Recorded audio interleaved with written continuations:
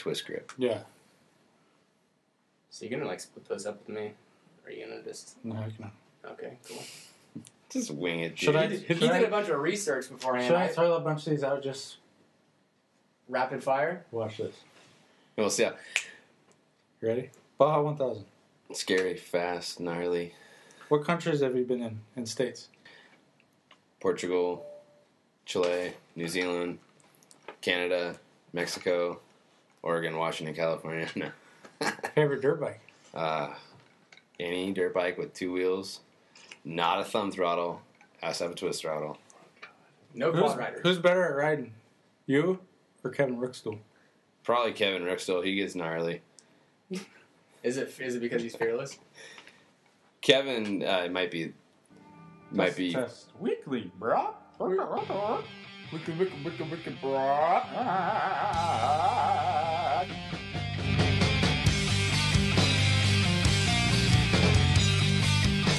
Welcome to the Weekly Braaappp.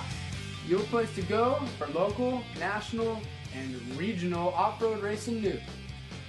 We got news from all over the country. GNCCs, Western Hare Scramble, National Hare Hound, WORCS Series. and we may even go on the other side of the ocean and talk about World Enduro Championships. How about some Baja action? Yeah, we pretty much do it all. So sit back and enjoy the show. Yeehaw! Kevin might be, but it works for him. So Doesn't it? Keep going. What is it like to ride at your level? Like, we're but you're. well, I don't agree with that. I think No. you guys are wicked fast. It's crazy for me to think about it as for me to get faster. It's such a minute increment, and it's scary to. It's like you'll just get super frustrated. Like, how do I go just that little bit faster? 10 seconds faster. As you think about it, every corner you break down is, at a national, Ricky Carmichael lapped me in a 30-minute moto when I was 2005, and I was just like, how is that happening? And it's just every corner is a, tenth of a second, or in his case, second or 2 seconds. Yeah. But it's like, how do you split that up and actually attack that? So it's like you have fast progression in your learning in your early years, and I think when you go from a beginner up to say intermediate, it happens quicker, and then all of a sudden it tapers off, and you struggle to get those last little bits. So, on that, what's your biggest challenge? For me, it's always been starts. I'm deathly scared of starts, which is weird. When I get a whole shot, that day, for some reason, it didn't bother me. My mind was clear, but starts have been a big challenge for me. And when you get on the line at an outdoor national, it's I'm not even thinking that. It's not like an option for me to get a good start, which is what's kept me from going that next little bit. Now, say another Oregon guy like Rookstool, he doesn't have that issue. I think he enjoys that. But for me, that's always been my barrier. So going to off-road racing helped that a lot. It kind of takes away that mass. Yeah. Well, that was what was weird last year at the national when we were watching you ride. It was you were basically 38th or something off the start, but then as the race got going, you could see yourself picking up, and you started just getting guys, and moved up a lot towards the end of the race. And I think it's weird. I've talked to Stefan Bullen has a terrible time going fast right at the start of races, or he used to at least. Yeah. And then he's able to pick it up later. So yeah, it's definitely that's a tough thing. Is some people are sprinters, some people are more of an endurance type rider, and I have this weird mix. And some days I can be one rider, and some days I can be a different rider, and I've never been able to really figure that out. But I think that's for me where I fit into all sorts of different aspects of, off-road racing is, I like trials, I like all that stuff, and I think in a way I'm, ADHD, so it helps. On that note, great question here. So what's your inseam? I can tell you right now, I don't know, but it should be longer. And then I'll be like Jeff Aaron in Endurocross, and when I get in the firewood pit, I can just, if I mess up, I can just walk right through it instead of tipping over. So if Ben Bakken shows up this weekend at the Endurocross and shaves Rory Sullivan and his man hair on his chest, can he be in your fan club? Ben's already in my fan club. I don't have a fan club, but Ben's awesome. So I did a little research, and I heard there's a rumor about you about Simple Green and washing your feet. What's that all about? Whoa. So you're talking with a photographer buddy Maybe. for I think surf dirt. Maybe. That could very easily be. Anybody that spent a lot of time in a van without a shower, you have to do a little hygiene management. Yeah. And it was for the greater cause. It's the common property, for the common good, and make sure everyone. It was. What was it, like a 5-day stint? What was it? It was like I think it might have been the X Games trip. Yeah. Just a wide open down, and then a wide open. No, it would have been Ontario because we had a hotel at X Games, but it was Ontario. It was where I made my first main, and Ben and I went down wide open. Spent the night in the parking lot at the race, and then after the race, just started driving straight back. So down to Ontario, California, and back up. And it was started getting good, huh? There was some flavor going on, and apparently Ben doesn't sweat. Yeah. Okay. Yeah, Mr. Clean. So what was the hardest thing? Well, what is the hardest thing about Endurocross? Because it's probably not as intimidating as the start of the national, but you're still going all out. The hardest thing about Endurocross is just being consistent. I mean, you can go out and practice and run a bunch of flawless laps. You get somebody behind you, put some pressure on you, or in a race situation, you move over. Typically, I'll end up with like one comfortable line, if that, around the track. So you get in a race situation, and all of a sudden you're on the complete opposite area of your line, and you didn't memorize there was a hole there, And so like the key thing is like, for me, if I can learn the whole track and know if I end up over there, I can get through this rock pile that has a huge gap, or that's the hardest things that happen is just being consistent for one lap, let alone in a main for whatever it is, 12. It is so precise of where you put the front tire, rear tire, whatever. Yeah. Clutch. I mean, it's crazy. It is very crazy. I remember in the Salem Endurocross, which you kind of like took by storm and won. You kind of killed it in that race, but I remember that was the only one I'd ever done, and I couldn't imagine having to race somebody, let alone the track. I was just trying to be clean and go fast, but trying to go head to head with somebody, and like you said, switching up lines, I think that would be incredibly difficult. I think that's why I'm intrigued by Endurocross. It's like, it's something I haven't conquered, challenge. Yeah, I haven't figured it out entirely, and so it's like I have this like drive to like go back and constantly figure it out. When you see somebody like Taddy or Jeff's phenomenal, Justin Soleil, like they're so aggressive, imprecise, and like it just gives me that motivation to keep going back. And hopefully this year will be really good for me. I finally have building a little training facility right now, which I've never had. And that's the biggest thing is if you're not practicing like all those obstacles, you can go out and jump a log, but like, can you jump a log, do a turn, rock section, and then do it over and over and over? Your heart wants to explode, and like, can you concentrate? 3 laps in, 4 laps in. So I'm hoping that'll be like the catalyst for me to like. So what is your plans this year then? Like, do you have plans? Are you winging? I'll tell you, I have plans, but they change all the time. But budget has a big impact on that. But National Endurocross will definitely happen again this year. The last round, I'm kind of teetering on doing Baja 1000 solo. So we'll see kind of how the series goes, and if I'm killing it, which I hope happens this year, because I'm tired of getting my butt whipped out there, but then I'd stay and not go Baja. So they're conflicting weekends? The final in Vegas always conflicts, it seems like. Okay. So, and it did this last year too, so I didn't do the doubleheader in Vegas. So you said Baja 1000. Obviously you did the Baja last year. Yeah. What an experience. Like, pretty crazy. How walk us through the whole deal. What was that like? Oh, it's like you can never be prepared enough, and just the whole team getting everything together was a huge struggle. And like the day we left town, we just basically like we were pretty prepared, but we were just like, dude, we just gotta shut the doors on the van and get going. Like, it'll sort itself out as we get down there. And we had Joey Lancaster, Anthony Cerruti, and Miles Warren and Steve Corey, track masters. Yeah. He came down, huge help, a lot of knowledge down there. Yeah. And, we just did a lot of pre-running, kind of based out of San Felipe, and that's where it's the most chewed up and beat up. And San Felipe is actually getting ready to go. Yeah, this weekend.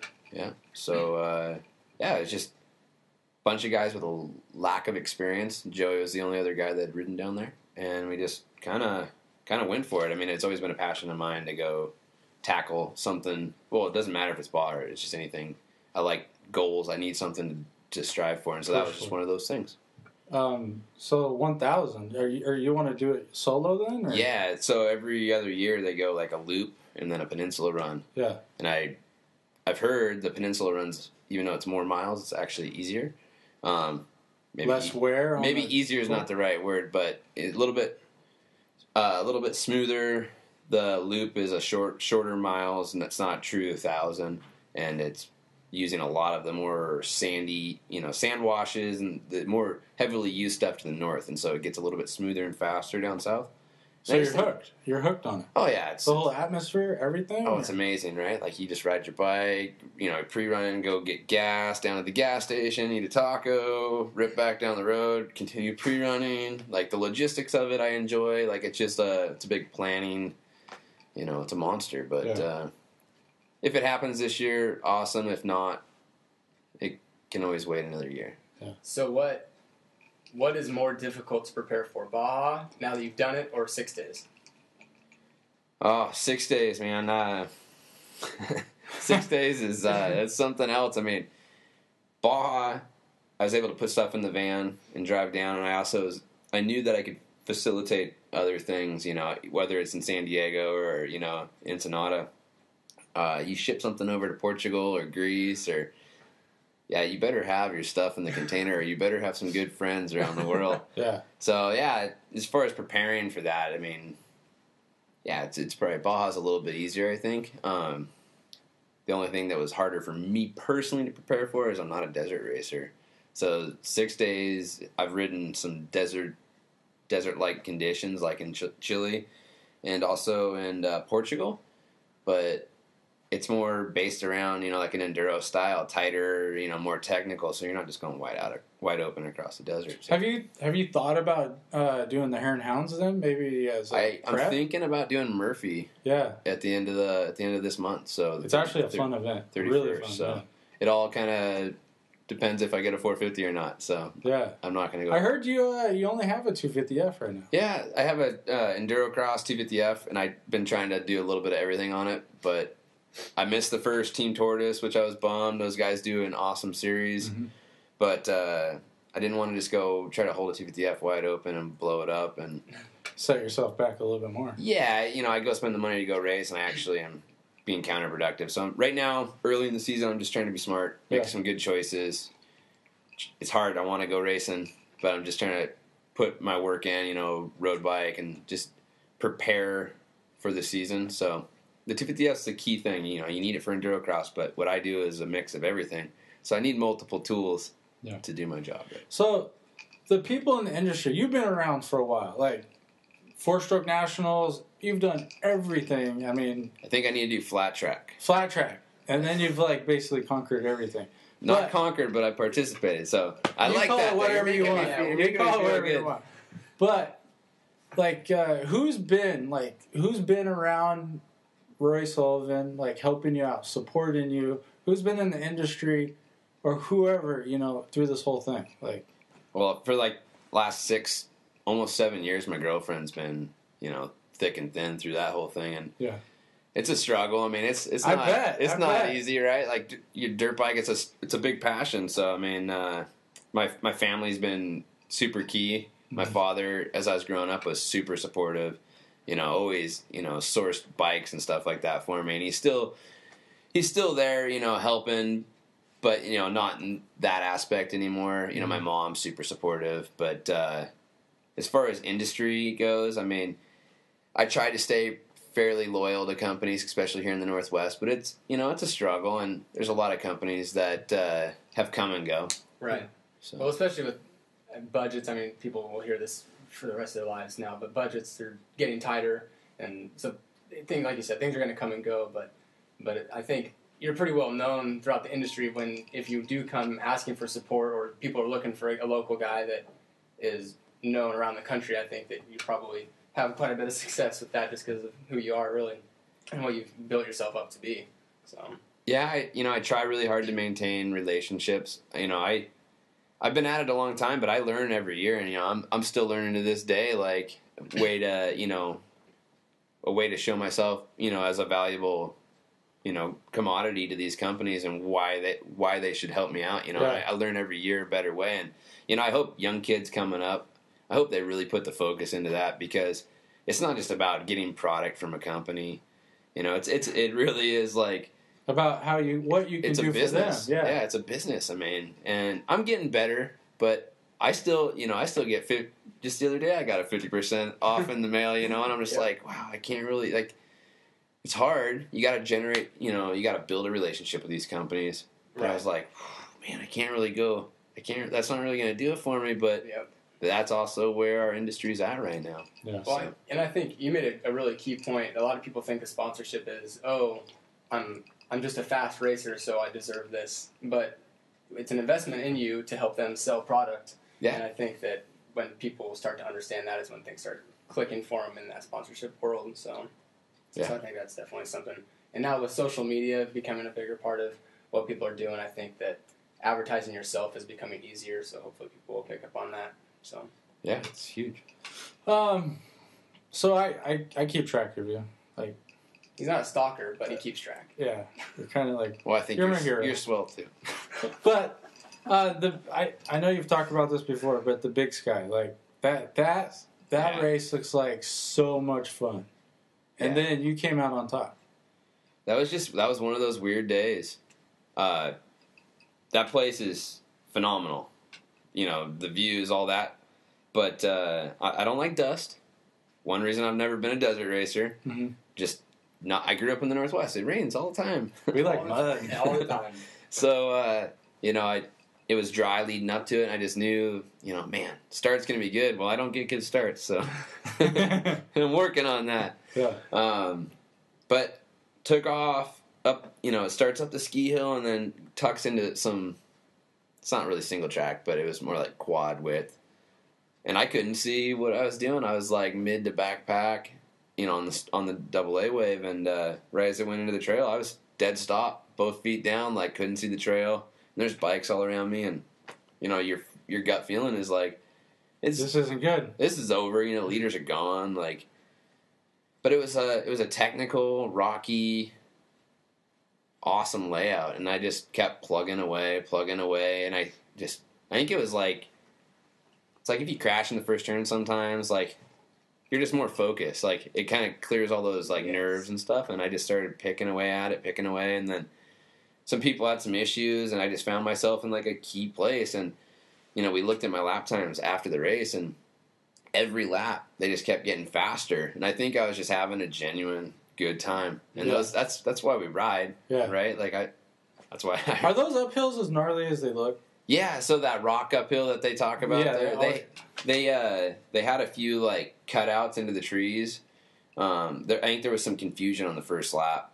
Some people just tried to bonsai up the whole thing, and there were some flaggers that turned them around. And I think Mason Harrison, maybe not Mason. Anyway, I heard somebody had an issue and got turned around. They were confused because the course ended up going up and then cutting mid-hill and then coming back in at the top, so... Zigzagging up it, kind of? Yeah, but it's steep. I mean, it's steep and it's rocky. And I was using a 6 days... Eco tire? Yeah, Eco tire, and everybody was giving me crap. But it hooks up so well on the rocks. And was that on purpose or because that was the only tire you had? It was the only tire I had, but I love that tire. And if anybody out there wants to ship me a whole bunch of them, I will rock them. Well, yeah, those guys with the dual sport bikes, they come on them, so if they're taking them off... Yeah, anybody that's getting the 6 days edition or anything with a turn signal, no, you just get in the rocks and the knobs don't grab and pull you as much, and they kind of just float over it, and it actually surprisingly hooks up really well, so... Huh. It's a spongier tire too, I think, and but that hill is steep. Is it? Yeah. All right. Very good. So, what are your 3 favorite places or races that you've ever done? Big Sky. I mean, I have to give number 1 to Big Sky just because. I mean, what a cool to walk away with a win, and it's like my season was going pretty good, but like I just hadn't had a national win. And that felt just really good. So that place is right up there. You had the biggest smile on your face. Oh, dude, I was so... You were like, hi. I almost got a little choked up. You know, I was like, dude, I'm riding my motorcycle, and I just, you know, I'm doing what I love, and I want to race. I was stoked. But I went and did New Zealand Nationals motocross back in 2004, I think it was. And that was a great experience, so that's another good one. And then Greece for 6 days. Greece was phenomenal. That's awesome. Reed's going to do 6 days. Dude. I'm going to try. He's going to try. Sorry. Try. No, you got it, man. You got some pointers for him? Oh, you're going to go to Idaho City? Oh, yeah. Yep. Just stretch the cable? Oh, no. No. They have some sneaky little trees hiding in the shrubs on the side. Yep. Keep your toes in. That's good. Yeah. That'd be good to know. Did you change a tire in between days over there? I think 1 year I did. I think Gunny Claypool, you know, wanted me to do it one year. But if your tire looks good, don't worry about it there. You know, you can get that down, but don't worry about it there. Was that your trophy team year that he wanted you to do that? No, I think it was like one of my first years. You know, Gunny Claypool, you know, he's worked at Beaverton a long time, and he's always been like, kind of like, he's the dude. Oh, yeah. And so, yeah, he always just kind of took me under his wing, kind of gave me good advice, and you'll do great, dude. I'm looking forward to it. I mean, it's something I've always wanted to do my entire life, so hopefully we'll be able to get it done. Just be consistent in Idaho and don't make any mistakes. I think it should If you want it, right. you'll make it happen. I think so. So that'll be good. But, well, speaking of your trophy, you're on the trophy team, and then you've gone 3 other times that you weren't on the trophy team? So let's see, trophy team was in 2007 in Chile. So my first year was New Zealand. Right. And that was a mud fest, but it was phenomenal. And a beautiful area there. And they canceled day 5 on that one in New Zealand. Too much rain? Yeah, too much rain. Like, rivers flooded. People couldn't get across. And we ended up doing a long road ride back, which was freezing cold. Yeah, nasty. And then 2007 in Chile, trophy team. And I didn't have the result I wanted, which is unfortunate. I mean, but that's the way it goes. Like, you can put everything into it, and just sometimes it doesn't work out. I was on a special test that was on a hillside that dropped into a soccer field. And there was a swampy hole, and I followed the main rut. Right, I could see the end of the special test, and I just railed this rut. And sometimes you just got to be smarter than, you know, you got to, like, slow down to go fast type deal. That's one thing my father always taught me, but I wasn't thinking about it. I was just like, I got to go fast. I'm on the trophy team. And I just sunk the bike into this rut that just swallowed my bike. Yeah, water in the carburetor, and, like, I'm on, like, you know, I should have tried to just push my bike across the test, but I was just frantic, and that was part of the thing. Is I needed to mature as a rider, and I wasn't there yet. Yeah. So I'm like working on it right there, and I lost a considerable amount of time, which I think for that day they threw out the trophy team threw out my score. They think they take the top 5. Top 5. So how was that different than being on a club team?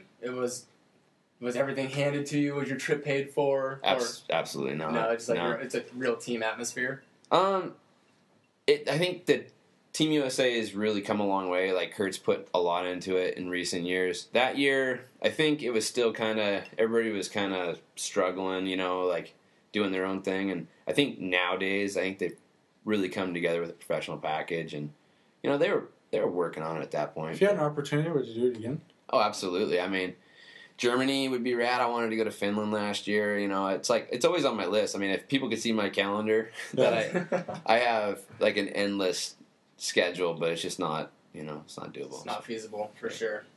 So, what? Sorry. Yeah. Let's wrap it up and then we'll come back with for sure. Well, we'll take a break and we'll come back with Rory. Sweet. So.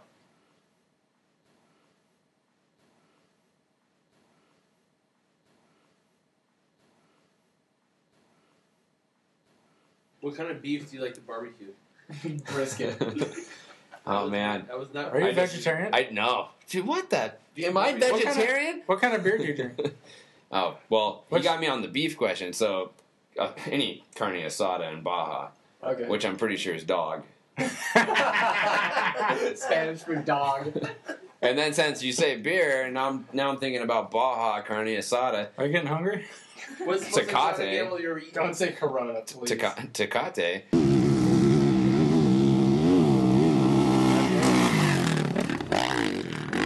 That's Rory, and that's Hare Hound. Wow, what a fight. Awesome. You gonna be able to get Hare Hound at the Funky Chicken this year? Might have to buy a moose. Moose tube. You didn't have a moose? That's why I got that flat tire, and then he got crashed That's into by a true. lapper. Oh, dude, I that know. made me more mad than anything. Dude, that guy, like, I understand racing and, like, I get it, man, but, dude, he full on, like, just had a moment. It was, like, sheer aggression on his part, dude. He railed me. Did you swear at him? I'd have been so pissed. Dude, I was standing in front of his bike, screaming at him, and I wasn't like, you mother effer. I was like, what the hell are you doing, dude? I'm lapping you. And he was just like, what?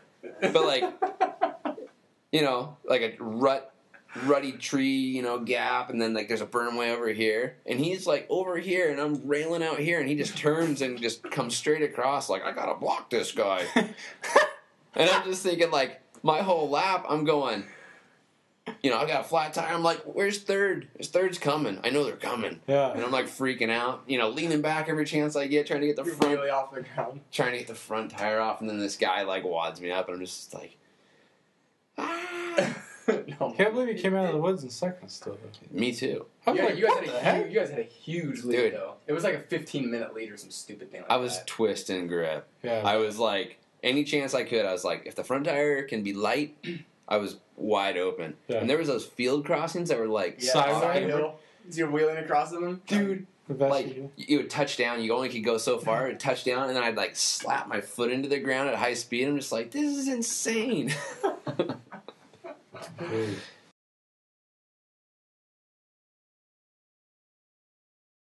We got it. You ready? We got Yeah. it. Oh my god.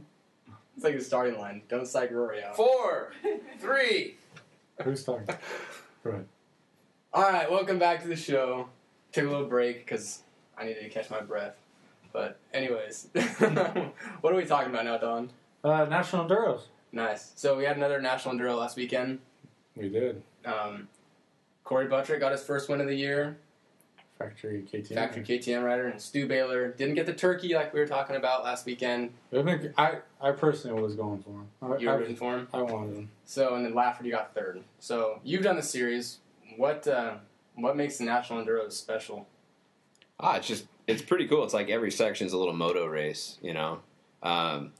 Huge props to Lafferty on that note. Third, you know, he's been at it a long time. That dude's a stud. Oh yeah. You know, he's I did it in 2009. He was the man, you know, back then, and these young kids are coming in there and he's holding his own, so that's super cool. So they had a thing last year where everyone all of a sudden started riding two strokes. Obviously, people have their preference about what they like to ride, but isn't it an advantage to ride a two-stroke versus a four-stroke in those races, especially the East Coast ones? I would think so. I mean, the year I went and did it, I thought, I'm a good technical rider. Like, I'm like, oh, I can do this. Like, I can ride tight trees. Yeah. The tight trees back there, they're not the same as they are out here. It's like, just a lot tighter out there. yeah, so the two strokes can be snappier, you're gonna be a little more nimble, you know, you're gonna have that explosive power, and yeah, I think I was on a 450 Husaberg, and it was big, and you know, I like riding like a big bore, but it was just too much. Mm-hmm. It was just too much in the tight trees. So I think that's why there's that big changeover right now. Yeah. So is that what it takes to do well in that series? Is being obviously good at the tight stuff, but is it more sprinting or is it more endurance combined with sprinting? Because the tests are pretty long. Yeah, I think there was one race in Tennessee, and I think the test was like 16, 17 miles long. Wow. And it was tight, you know, and I think, yeah, it's a sprint. The guys that are winning, you know, they're wide open and they're not letting off. So yeah, it's a sprint, but you have to have the endurance to, you know, go that distance. Right.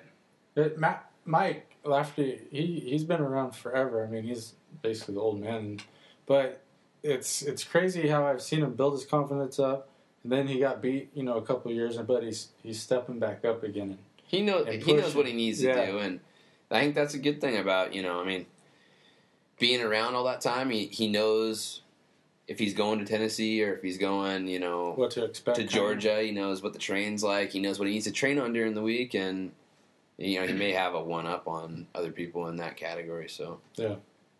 So transitioning then from national enduros, I want to ask you some questions about the local scene, the OMRA series. Yeah. First off, what do you think about it? I know have you ever done the series, the complete series? I don't think so. No, a couple races. I haven't done the complete series. I don't blame you. I mean, there's bigger things out there for Rory Sullivan to do. Well, seriously, I mean, you can't make any money doing it. So, but what are 3 things that you think they've got going right for them? Oh, you know, it's a good community of people. I have a lot of friends that I've met, you know, racing in the Northwest, and it's where I'm from. So, I support that. I think it's good. I always buy my membership and do that stuff. I would hit more races if it didn't conflict with the other things I was trying to do. It is for me a business. You know, I need to make money racing my motorcycle, and the fact that the OMRA doesn't do that, I respect that, but it definitely makes it hard for me. There are key races that I love to hit. Yep. And there's some I haven't hit that I really want to hit. They have some really good races that have been around a long time, so they have that kind of that prestige in the Northwest. And like the Devil's Head, I want to hit some stuff like that. I've done the China Hat race. You know, they're all cool races. So those are things that they got going for them. They got some history behind them. And Definitely. What about for the people in the Omari that are watching now? What are the 3 things they can fix? Oh, that's tough, man. Or 5. Or 10. First off, I wouldn't want to be a promoter or anything like that. It's super stressful, and there's so many levels and layers to it. You know, it's not just, hey guys, you need to fix this, and no problem. I don't know why you haven't done it yet, but there are some series around the country that are really being progressive as far as the pro level racing, and it's not just about the pros, but if there's a good pro turnout, you know, spectators are going to come, and it just seems like the OMRA isn't really going after that level. They're not trying to bring in spectators so much. It's just it's a race. So you're saying if there's like a pro payout, there would be more pros coming to the race, not necessarily in Oregon, but Washington, Idaho, which means people would come out and watch the venue a little bit more than. Yeah, like I was saying, it's not just as easy as like here, fix it. But say Funky Chicken, right? Pro purse, you get, you know, a big pro turnout, you know, and it'll start feeding off of itself and building up. There's I think it's that John Day. He's a promoter up in the Northeast right now, I think. And the J Day series. Yeah, he's doing some really, really cool stuff, and I think that's a really impressive thing that he's got going. He's getting a lot of support. A lot of people are coming in behind him. It's hard. We don't have a lot of land out here to start over like a new venue, but you know, it's been the same venues for a long time. You keep some of the really, you know, historic ones, but you know, maybe take a couple years off from some of the other places, try to keep things fresh. Yeah, I don't know how that all works. You know, I don't know how it's easy to say and hard to follow through on, but yeah, maybe some stuff like that. Well, I think you got a good point about the pro deal. I remember the first year we had the Swamp Creek race, and that you and Kevin had an awesome battle on the second day. And that one always seemed pretty big, and we had all those Washington guys that came down a couple years later, and it was a huge turnout because they had a pro purse. And I don't know if that'll change anytime soon. I would personally like it. I'd like to see it change and see it grow, but we'll see. We'll see what happens. So, who's helping you out this year? Pro Caliber Motorsports, you know, they were key with the Baja effort this last winter, and they've really been behind me for Endurocross and stuff. Bell Helmets is one of they're amazing. Like last season, I got on Bell Helmet program, and it's a new lid, and it's just been fantastic. I'm running Leo Vince exhausts and Fast Company handlebars. Fast Company the Flex Bar. Yeah, I just started running it at Baja, and now I have it on my Endurocross bike, and I'm pretty pumped on that. Duvall Engineering, I'm using their skid plates, and hopefully their whole shot device. I've actually not really played with one too much, so I'm hoping to maybe see how that works in Endurocross. Because it's a short start, you want to keep that front end down. Yeah. Evo Industries for suspension. I'm running Novik gloves. I'm not sure if you guys are familiar with those. Yeah. Yep. Lightweight Novik gloves, so I like those a lot. And seems like they've really captured that lightweight, seamless palm kind of craze that everyone's going towards right now for the anti-blister stuff. And yeah, it works well. Like I had them on a Big Sky, you know, that's a long race, and my hand two things go wrong for me. Like if it's a thick, heavy glove, you start getting palm sweat, and then the glove will start stretching and bunching, and I don't really get palm sweat and stuff with those. So it's a simple, easy concept, and it works. But Clark Manufacturing, right out of the Northwest here, they're big. Oh, they've been awesome with me with tanks and all that stuff, and it's cool just to have them, right here in the Northwest. So yeah, they're not too far from your dad's place, right? They're in Molalla. Yeah, they're in Molalla. They actually own, in the town I grew up in, Estacada. They own a bike shop there too. So okay. Yeah, nice. They're based out of the Northwest. Solid. So how can people get a hold of you? Like, I know there's going to be people watching this, and they're like, we got to help this guy out. I mean, there's going to be somebody. Well, the easiest way is rory372@gmail.com. I have rorysullivan.com. It's a tad stale, long time stale. But Facebook, hit me up on Facebook. Yeah, I mean, hopefully I want to get a blog rolling here this year, and like I was talking earlier about being more proactive and showing my worth to companies. I want to start getting a blog going and just kind of sharing my experiences. Do a lot of traveling, and there's all sorts of crazy tales to tell. So, well, that's awesome. Yeah, I know. I don't know anybody else in the motorcycle industry who's more deserving of some support than you. I mean, you've been around. You're really good with your fans and people around the industry. Everyone knows you here in Oregon. I'm sure it's the same way everywhere else you go. But thanks a lot. Congratulations on what you've accomplished so far. Well, I appreciate that, guys. Yep. Yeah. Cool. Well, thanks a lot, Rory, for coming on the show. And I think this is probably one of our best ones. It's cool having someone in the studio. Definitely. Right on, guys. Definitely. Cool. Well, see you next week. Braaappp. Cool. That was awesome. Thanks a lot.